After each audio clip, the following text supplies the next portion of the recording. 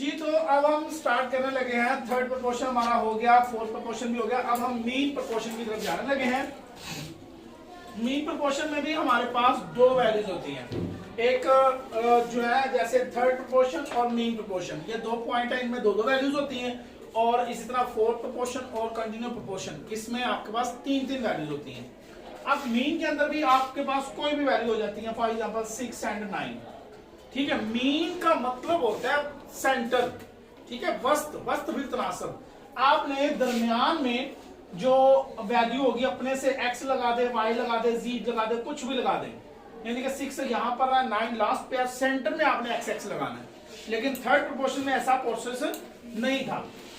यहाँ तरफैन और ये रिवर्स है, 6 multiply by 9 and x multiply by x, तो 9 6 are 54, x are square, square खत्म करने के इधर भी अंडर कैंसिल हो जाएगा, तो इसका अंडर लेके आंसर निकल आएगा आपके पास मीन प्रोपोर्शन का।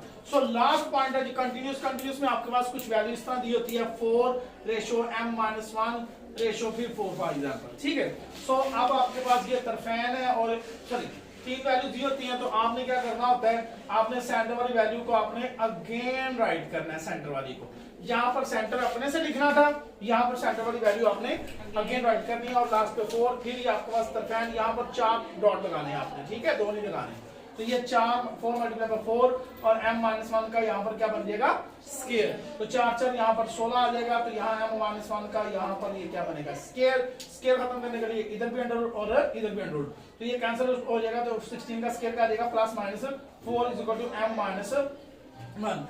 जब भी अंडर रूट लिया जाता है तो आपका जो आंसर है वो प्लस और माइनस में आपका आंसर निकलता है। यहाँ से भी -1 इधर आकर प्लस हो जाएगा और m की वैल्यू यहाँ पर निकल आएगी। ठीक है, एक दफा प्लस में और एक दफा माइनस में किया जाएगा। आपके पास ये आपके पास कंटिन्यूअस प्रोपोर्शन भी हो गया। नेक्स्ट हमारे पास है जी डायरेक्ट और इनडायरेक्ट वेरिएशन। डायरेक्ट वेरिएशन और इनडायरेक्ट वेरिएशन का मतलब होता है तगय्युर रास्त और तगय्युर मकूस।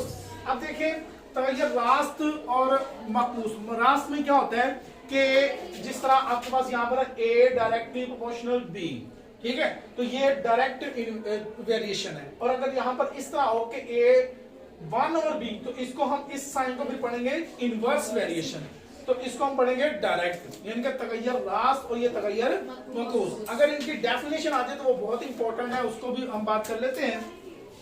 तगय्युर रास्त में होता है कि अगर आपकी एक चीज बढ़ रही है तो दूसरी भी उसी के मुताबिक बढ़ जाए, अगर एक चीज कम हो रही है तो दूसरी भी उसी के मुताबिक कम हो जाए, तो उसके हम कहते हैं तगय्युर रास्त है, तगय्युर रास्त है। जैसा कि आपकी एक रोजमर्रा लाइफ में एग्जांपल है कि चीनी जो है वो गन्ने से बनती है, गन्ने से बनती है ना, तो अगर गन्ने की कीमत ज्यादा होगी तो चीनी की कीमत ज्यादा हो जाएगी, तो अगर गन्ने की कीमत कम होगी तो चीनी की कीमत, तो फिर गन्ना और चीनी एक दूसरे के क्या है, डायरेक्टली प्रोपोर्शनल। अगर आप इसकी डेफिनेशन लिखना चाहें तो वो भी आप कहेंगे कि एक वैल्यू के बढ़ने से दूसरी वैल्यू भी उसी मिकदार से बढ़ जाए तो उसको तगय्युर रास्त कहते हैं। अब देखें कि हमारी जो रोजमर्रा की लाइफ में जो हमारे पेट्रोल की जरूरत है वो बहुत ज्यादा है। अगर पेट्रोल की वैल्यू या उसकी जो कीमत है आपके पास, मैं कहता हूं फॉर एग्जांपल जी वो 10 रुपीज पर लीटर है, 10 रुपए पर लीटर आपको पास पेट्रोल है, तो लोग जो हैं वो पेट्रोल यूज करने वाले या पेट्रोल खरीदने वाले वो ज्यादा होंगे कि नहीं, वैल्यू कम है, 10 रुपए का पेट्रोल मिलता है तो हर कोई गाड़ी लेके तो उसको यूज करता रहे। लेकिन अगर मैं कहूं कि पेट्रोल की कीमत 2000 पर लीटर है, अब कीमत 2000 रुपए है, तो क्या लोग ज्यादा लेंगे कम लेंगे, कम लेंगे।